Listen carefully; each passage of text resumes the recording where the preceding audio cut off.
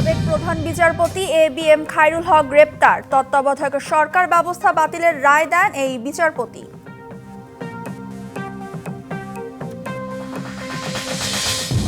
Milestone স্কুলে দুর্ঘটনায় আহতদের বেশিরভাগেরই 60 থেকে 70% দগ্ধ, 30% পুড়ে গেলেই ধরতে হবে মারাত্মক, বলছেন চিকিৎসকরা।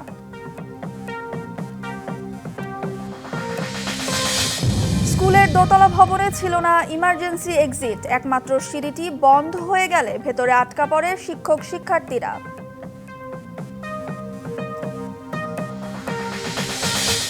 কি আছে মাইলস্টোনের সিসিটিভি ফুটেজে, এখনো প্রকাশ করা হচ্ছে না কেন? প্রশ্নের সঙ্গে জমেছে সন্দেহের পাহাড়।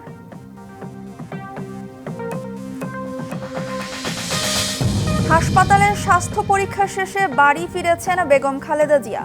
গভীর রাতে রাজধানীর এভারকেয়ার হাসপাতালে নেওয়া হয় তাকে।